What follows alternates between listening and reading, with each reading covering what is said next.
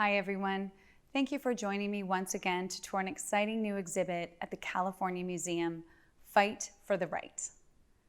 100 years ago, our nation boldly undertook the single largest expansion of democracy in our history. After decades of struggles and setbacks, American women secured the right to vote with the ratification of the 19th Amendment on this exact day, August 26, 1920. Now, of course, we know that the mission was far from complete that day, that women of color had to fight for many more years to gain full access to their constitutional right to vote. And yet, with this signature from the U.S. Secretary of State, American women were able to give new meaning to our nation's founding ideals, having achieved a major victory in our march towards a more perfect union. Now, last year I toured the National Archives Suffrage exhibit in Washington, D.C. as a member of the National Suffrage Commission, and I was so moved by the common threads that bind the early suffragists to our current women's movement today. There, I saw over 100-year-old posters demanding equal pay for equal work. I saw op-eds in newspapers asking for legal protections against domestic violence. I saw pictures of women who were the first ever White House protesters wearing "Vote for Women" sashes that could easily have been turned into pink you-know-what hats. And as I walked the halls of the National Archives, I saw myself in these women. I saw my mother, my grandmothers, my sisters. I saw all of you. And I was overwhelmed both by how much progress had been made and how much further we still have to go. And that is why we worked so hard to bring this exhibit here to you in California. An exhibit that highlights not just the suffragists of the 18 and 1900s, but all the women who came after, the women who are still marching, speaking out, and leading today. We stand on the shoulders of so many incredible women, women who recognize that the passing of the 19th Amendment was not the end of the story, but the beginning of a long road toward a more just, more fair, more equal America. Now, I know this exhibit will inspire you as it inspires me, so let's go check it out.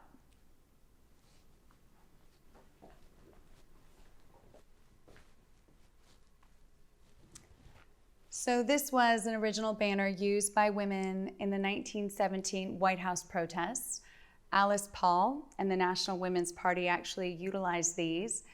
What's really interesting is that the use of these in the protests, although albeit silent, were deemed unpatriotic because World War I was going on, and their demonstrations sparked a lot of controversy. Over the 2.5-year protests, many of the nearly 2,000 picketers were harassed and arrested. But they did it, and look where we are, right?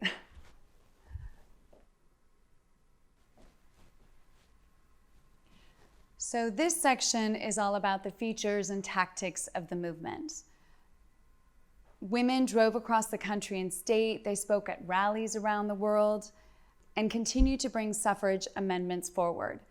And what was really interesting to me is how hard, for example, the women fought in the state of California.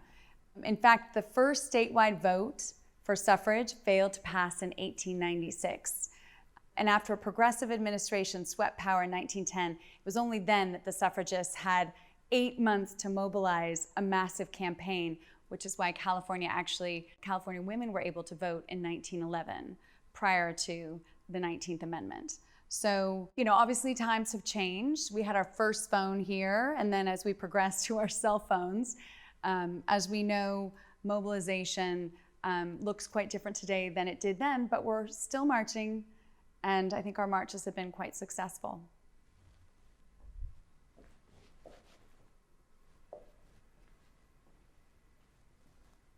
So this exhibit demonstrates another tactic that women used. The suffragists were really strategic about their public image. They embraced modest clothing that covered them from head to toe so as not to appear too threatening. They wanted to convey an image of purity and hope, and they wore white. I'm wearing white for you all today as well. Even today, we're using those same tactics. And if you look at historically women in leadership, in 1968, Shirley Chisholm wore white on the night she was elected as the first Black woman in Congress. Geraldine Ferraro followed suit at the 1984 Democratic National Convention as the first female vice presidential nominee of a major party. And on Election Day in 2016, many women wore white to the polls as they voted for Hillary Clinton. What's interesting, and you may not know this, is despite all of these gains in terms of women's representation, the US still ranks 75th out of 193 countries around the world when it comes to women's representation in government. It's not great, it's kind of depressing, but this solidarity has continued over the years.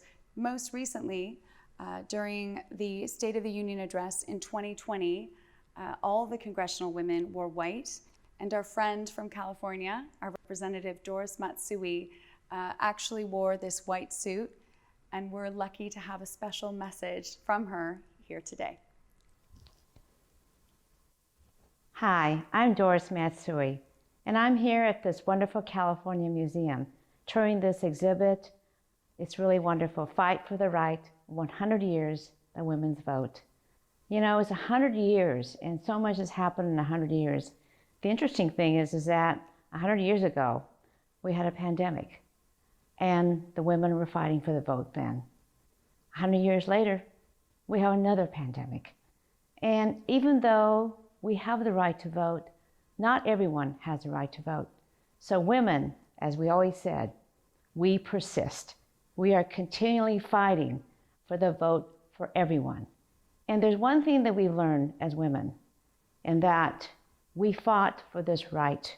We fought hard for this right. And we don't want anyone to think that we're not still fighting. We should never take our vote for granted. This is a wonderful country, but let's ensure that it stays that way by voting for all the things we believe in. So you must come tour this wonderful California Museum exhibit, virtually now because of the pandemic, but you can see it starting from August 26th. And you will see snippets of this, and it will be really wonderful. Because when you think about the future, you understand that the future is only secured if we vote. So please, make sure that your vote counts. So let's learn a little bit more. One of my favorite parts of this exhibit are the arguments for or against why women should retain the right to vote. So in favor of women having the right to vote, the argument was that women are at least equal to men intellectually and superior morally, that they should not be subject to taxation without representation, and that places that have already had women's suffrage actually benefit from it. Now, some of the arguments against women having the right to vote is that women needed to properly care for their homes and children and didn't have the time to vote, that women lacked the mental capacity to offer a useful opinion about political matters, and that voting would lead to women competing with men. Crazy. But what's really cool and interesting here, especially as a Californian, is that when California won the right to vote for women in 1911, the numbers of women voting doubled. So really, as California went, so went the nation, because California's support for women voting really spurred greater movement across the country in terms of the suffrage movement. And the Midwest and the East decided they really needed to get in line and follow. Go California. The exhibit takes you through a history of what it was like to vote in different eras. Beside me, you can see a mechanical voting booth, which was used in the 70s for the Ford versus Carter election. Let's just say I am glad that I don't have to vote in one of these. The technology has obviously gotten a lot easier. In fact, now in California, every eligible voter can vote by mail.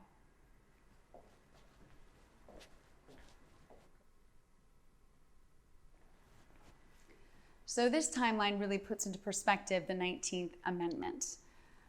We know that not all women received the right to vote in 1920, that it wasn't until 1952 that immigrants of Asian descent could receive the right to vote. In 1948, American Indians had the right to vote in US elections, but it wasn't really until 1962 that American Indian women could legally vote in all states. And then the Voting Rights Act of 1965 banned literacy tests and gave the Justice Department wide authority to deter discrimination so that most Black women could finally vote in 1965. But as we know, in 2020, barriers to fair elections still exist. Activities at local levels make it very hard for disenfranchised people to exercise their rights to vote. Voters face challenges like registration hurdles, identification requirements, inconvenient polling places, that's a big one, and unfair district boundaries. So we have a lot of work to do. And in the final section of the exhibit, you get to walk through a hall of inspirational California women.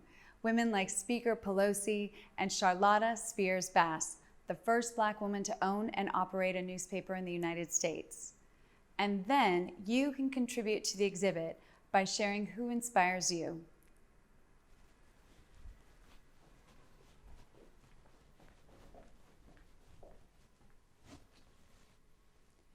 At the most recent Democratic National Convention, former President Barack Obama spoke about his hero, the late John Lewis, and said that John Lewis is proof that what we do echoes for generations. And he is right.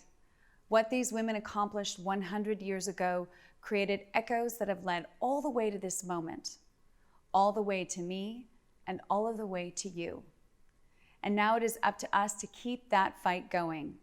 It is up to us to vote, because as these women showed us, we must never take that sacred right for granted.